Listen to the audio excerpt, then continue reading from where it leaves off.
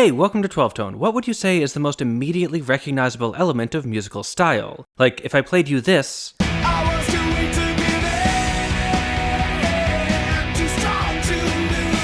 How did you first realize that it was a rock song? Was it the harmony, the melody, or the rhythm? Odds are it was none of those. They all play their own role within the genre, but the first piece of information you get, the first clue that this belongs to the category of rock, is the sound. It's the timbre of the instruments and the texture of the orchestration. You hear that distorted electric guitar, the pounding drums, and that gravelly voice, and that immediately tells you, in no uncertain terms, that what you're hearing is a rock song. And yet, despite its obvious importance, the language we use to describe sound is pretty underdeveloped. Music theorists have all these complex models for explaining the behaviors of chords, melodies, and rhythms, but when we try to analyze the soundscape, we're often stuck with vague analogies like rough or sparse. But what does any of that really mean? I really can't overstate how important sound is to music. Even just saying that sentence feels weird because obviously it's important. Sound is what music is made of. And you can process sound information really quickly. Studies show that you can recognize clips of familiar songs even if they're only a fraction of a second long. If I play this... Not only does it sound like a rock song, you might even be able to tell me that it's Smoke on the Water. But there's only one chord, no melody, and not enough time to establish a real rhythm. So how did you do that? Well, if you did, it's thanks to the sounds. The dark, distorted guitar, the rumbling bass, and those jangly hi-hats all pointed your ear in the right direction. But as important as it is, talking about sound is hard. Hey, editing Corey here. In the original script, I sort of took this point for granted, but in retrospect, I feel like I should probably explain why. No drawings here, I already filmed before I wrote this section. Sorry. Anyway, the short version is that analyzing timbre is hard because timbre doesn't quantize. When we're looking at melodies in popular music, we can pretty safely pretend there are only 12 notes per octave. It's not perfect, but it's close enough, and those 12 notes give us a set of building blocks we can use to construct more elaborate models for analysis. But especially with the rise of synths and effect pedals, there's a potentially infinite number of possible timbres, and it's hard to build models in an infinite possibility space. Thus, by its nature, the process of describing sounds is less structured than other forms of analysis. Now back to the video. If we want to move past the sorts of vague, hand-wavy analogies we're used to, one option would be to just run the sound wave through a spectrogram and break it down into its component frequencies. And we definitely do that, but a spectrogram only tells half the story. The experience of timbre is shaped not just by what the sound wave is doing, but also by what we expect it to do. Our understanding of the soundscape it's a part of, our imagination of the way the sound is produced, and our memory of other similar sounds all shape the way the timbre feels in that moment. There's still a lot of value in spectrogram analysis, but to avoid getting lost in the overtones, I'd like to see if there's a way to talk about sound that you can do on your own with no fancy equipment. And I think the best way to do that is to stop talking about timbre for a second and instead focus on texture. That is, the way all the different sounds come together to form a sonic landscape. On the surface, that might seem even harder. If one timbre is too complicated to describe, then how can we even begin to approach a bunch of different timbres all happening at once? But when you're dealing with that much information, it kind of forces you to step back and look at the bigger picture. You have to prioritize the most relevant pieces of information in order to construct something resembling a coherent model of what's happening. It forces us to consider not so much what the sound is, but what it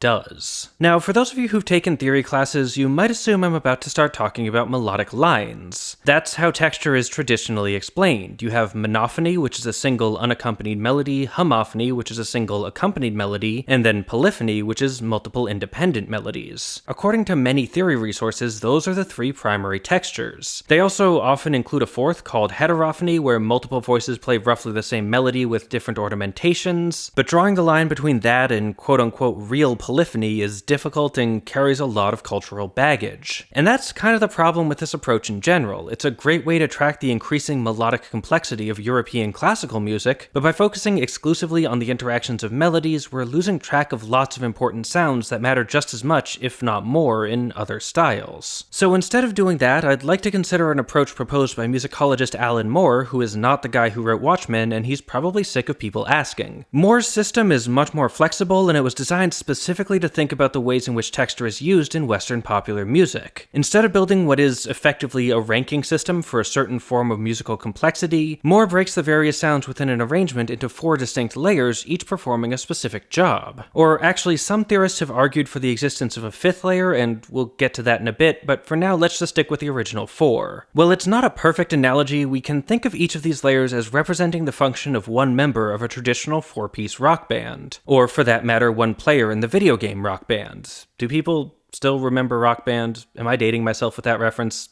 No idea. Let's move on. Quick side note, as I run through these layers, you may find them a little bit obvious. In fact, if you were to pause the video and leave a comment predicting the 4 musical jobs I'm about to describe, you'd probably be pretty close. Feel free to give it a shot. And it might seem like that would limit this model's ability to provide useful insights, but I don't think that's true. There's this pernicious idea surrounding music theory that says the point of analysis is uncovering hidden secrets, like we're excavating the mysterious programming language of music or something, but no, we're not. Or, okay, maybe for something like an early 20th century serialist piece, a casual listener might not recognize a retrograde inversion by ear, but it's still meaningful to point out, I guess. But serialism is a famously and intentionally impenetrable genre. It's supposed to be challenging to listen to. That's not the case with most styles of popular music. Rock, for instance, is usually pretty accessible. You're supposed to be able to get it, so the point of a good analysis is to put into words what exactly it is that you get. Music theory is mostly about formalizing your intuitions, explaining the things you feel so you can more deeply understand how and why you're feeling them. So I'd argue that a model that does what we expect it to do is more useful and more predictive than a totally confusing and arbitrary one. Sorry, set theory, I still love you. But okay, let's talk layers. The first, and in many popular styles probably the most important, is the explicit beat. You can think of this as the job of the drummer, and this layer is filled by unpitched percussion sounds. Because this layer contains no harmonic information, it instead takes on the role of keeper of the groove, to borrow a phrase from Hans Weissetaunet. The explicit beat is the final arbiter of the metric structure, and it's the first and most significant reference point on how to move your body to the music. It defines not just the speed of the rhythm, but also its shape. Consider the difference between the drum parts in a basic rock beat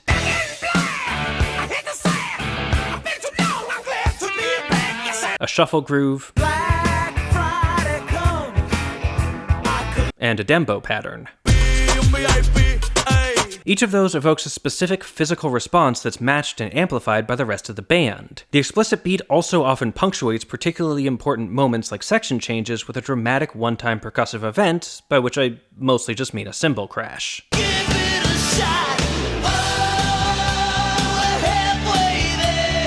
The explicit beat is also the most significant textural difference between European classical music and Western popular music. Put simply, classical music doesn't tend to use this layer very much at all. Its prevalence in popular music comes much more from the influence of African and African American musical traditions. There are some exceptions, like the prominent snare in bolero,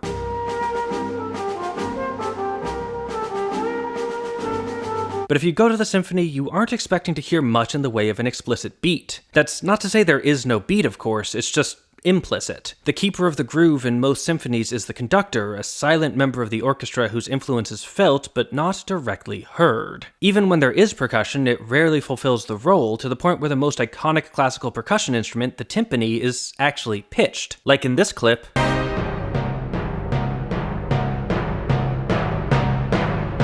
the timpani part is clearly alternating between C and G, so while physically it's a drum, sonically it's playing the role of a bass, which brings us to our next layer, the bass. Or, okay, Moore calls this the functional bass, but in rock at least it's traditionally performed by the bass player. The functional bass owns the low frequencies, and it serves as a bridge between the rhythm of the drums and the harmony of the rest of the band. Because of the way acoustics work, it's hard to play full chords in the lower register. This sounds dark and muddy, even though it's actually a fairly consonant major 6 chord. The wavelengths of the notes are so long that even pretty stable intervals take forever to line back up, so playing full harmonies on the bass doesn't really work. When bass players do play chords, it's typically on the higher frets where they're closer to the range of a guitar. But again, this isn't really about instruments, it's about jobs, so for our purposes, when we talk about the bass layer, we're expecting to see single notes. Instead of explicitly performing the entire harmony, the functional bass serves as an anchor point, grounding the harmony above it and contextualizing the rest of the notes. In most styles of popular music, this sticks primarily to defining the root, although in some cases they can be quite elaborate. Something like this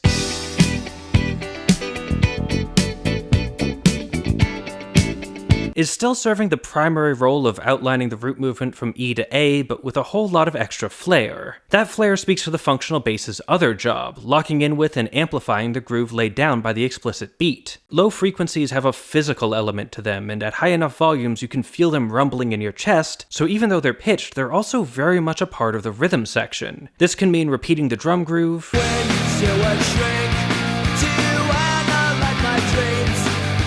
or syncopating against it. But either way, if the explicit beat is the keeper of the groove, then the functional bass is its emissary, making its intentions clear to the world. So far, we've been considering layers that have pretty clearly defined sounds and behaviors, at least within popular music. Most of the time, the explicit beat will be performed by either a drum kit or a drum machine, and the functional bass will be a bass guitar, a bass synth, or maybe an upright bass. There are, of course, countless other instruments that can fill these roles, and plenty of styles and cultures use them, but within the world of Western popular music, we've settled on some pretty strong norms about who does these jobs and how they do them. These aren't rules, of course, and plenty of songs break them, but for the most part, these layers exist in the background. They're the foundation of the music, and keeping their sound familiar gives room for the other parts to shine. That becomes less true as we move on to the melodic layer. Or, okay, yes, this is where the singer lives if there is one, but it can also be filled at least some of the time by lead guitars, pianos, saxophones, and besides, calling the human voice a single instrumental sound is a bit of a stretch anyway. But the melodic layer's job is simple. It contains the melody. This is the part that most clearly identifies the specific song in most listeners' memories. If I play you this,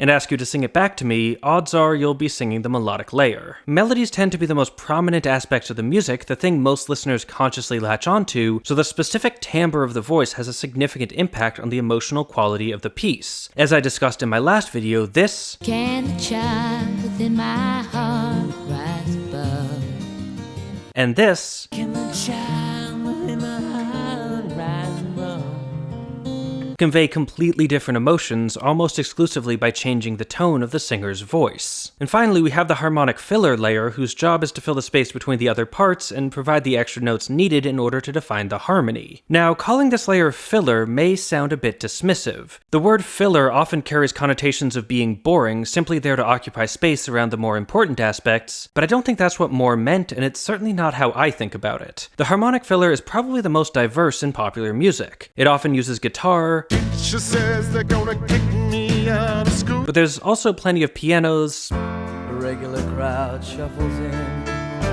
There's a strings, Eleanor Rigby picks up the rice in the and other instruments as well. In fact, Moore argues that the composition of this layer is probably the single strongest indicator we have about style. The timbres of the beat and the bass are fairly consistent across a wide range of popular genres, and the tones of the melodies vary wildly from band to band, but the harmonic filler sits in the middle, just stable enough to define the sound of a movement. But if you're like me, something about this layer may not be sitting right with you. If this is for harmonic filler, then how do we categorize riffs? Like in this clip, what do we do with the guitar? The main melody is clearly coming from the vocals, which positions the guitar as filler, but it's not really providing any harmony. It's basically a second melody that exists beneath the main one. So does that make it part of the melodic layer despite not being the melodic focus, or is it part of the harmonic filler despite not being harmonic? Well, ultimately, it's a judgment call. That's the thing about analytical models. In order to explain music, they have to make some assumptions about what music is and how it works. Good models make good assumptions, at least for the kinds of music they're designed to analyze, but they can never make perfect assumptions. Music is too complicated and it keeps changing. The answer that makes the most sense to me is that Moore's use of the word harmonic is a little misleading. The point of the layer isn't to fill in chords, it's to fill in space. It's just that if you do want to include chords, this is the most convenient place to do it. That's the 4 layers Moore defined, but I mentioned earlier that some theorists have proposed a 5th layer as well. This goes by a couple different names, but I'm going to follow the lead of friend of the channel Dr. Megan Levengood and call it the novelty layer. This layer consists of sounds that are used primarily for decoration with distinct attention-grabbing timbres that resist blending with the rest of the mix. These tend to be stylistically unusual instruments like chiming bells in a punk song,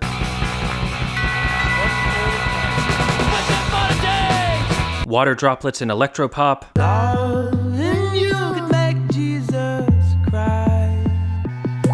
or a gopi chand in whatever genre Paul Simon's recent stuff counts as. Extra fries. The werewolf is gone. Extra. Unlike our other layers, elements in the novelty layer are typically used sparingly. They mostly live in sections like intros, outros, and interludes, or as brief decorative responses filling gaps in the main melody. Speaking of which, the novelty layer is often playing a melody, but Levine differentiates it from the melodic layer because sounds in the novelty layer are used mainly for embellishments. They're not core elements of the piece. That's not to say they're not important. Novelty sounds can often be some of the most interesting, memorable parts of a song. They just aren't central components of the structure. Think of it like this. If the song is a pyramid, the novelty layer is the capstone. Without it, the song is incomplete, but it's not going to collapse like it would if, say, the drums disappeared. Songs usually still work without their novelty instruments, they just don't work quite as well. These are often added in by producers looking to sweeten the track, adding an extra element to bring everything together and make the song stand out. Alright, so we've got our layers. What do we do with them? Honestly, whatever we want. This is a framework, a way of organizing your thoughts about the sounds that make up music, and the best way to apply it depends on what questions you're asking and what kinds of music you're looking at. But since figure it out yourself isn't a great conclusion, I suppose I should leave you with a couple possible ways to get some meaningful insight out of this model. I'll break these up into two main categories. The first is the vertical approach. Here you take a moment, a phrase, or a section, and look at how all these layers are interacting within it. What is each layer doing? Are there any layers missing? How prominent is the melodic layer as opposed to other parts like, say, the explicit beat? How loud and how low is the functional bass? Is there a novelty layer, and what does it sound like? For that matter, what do the rest of the layers sound like? Theorists often like to talk about the idea of markedness, which is just a fancy way of saying that something is unusual enough to be worth commenting on. Is any particular layer doing anything particularly marked? Maybe the explicit beat is being played on an unexpected instrument, or the harmonic filler is being drenched in reverb or distortion. Or maybe it's not just one layer. Maybe there's an unusual interaction between layers, or maybe one instrument is doing two jobs at once, like the left and right hands of a piano. Vertical approaches to texture analysis allow you to quickly and thoroughly examine all the ways that sounds come together to create a soundscape. The other option is the horizontal approach. Here, instead of looking at one moment, you look at one layer and trace its evolution throughout the song. Maybe the intro has no explicit beat, then eventually we get a quiet tapping on the hi-hat that slowly develops into a full-on thundering groove. Maybe the guitar and the harmonic filler layer starts out clean, then switches to a distorted tone, then back again, marking out section boundaries as it goes. Here, you're often listening to just one instrument at a time, but for larger orchestrations, this model gives you a nice way to group them all together, so if a song has both a piano and a guitar playing chords, you know they're both providing harmonic filler. And of course, you can combine the two approaches into what I guess I'm going to call a diagonal approach, tracing the development of full timbral landscapes through a song, watching as different layers advance or recede in prominence. When do new parts come in, and what do they bring to the mix? You can also track an instrument as it moves between layers. It's not uncommon for a harmonic filler instrument like guitar to temporarily become the melodic layer during certain sections. When it switches roles, what happens to its tone? These are just a couple questions to start with, but the point is that understanding which job an instrument is doing is an important first step towards understanding why it sounds the way it does. It gives you a context through which to describe its specific timbre, and if there's one thing music analysis always needs more of, it's context. Again, you can always run everything through a spectrogram and look at all the pretty graphs, but unless you already know how the sound feels to listen to, you won't know what those graphs are actually saying. Anyway, thanks for watching, thanks to our Patreon patrons for making these videos possible, and extra special thanks to our featured patrons, Susan Jones, Jill Sundgaard, Duck, Howard Levine, Warren Huart, Kevin Wilamowski, Grant Aldonas, and Michael Mole. If you want to help out and help us pick the next song we analyze too, there's a link to our Patreon on screen now. Oh, and don't forget to like, share, comment, subscribe, and above all, keep on rockin'.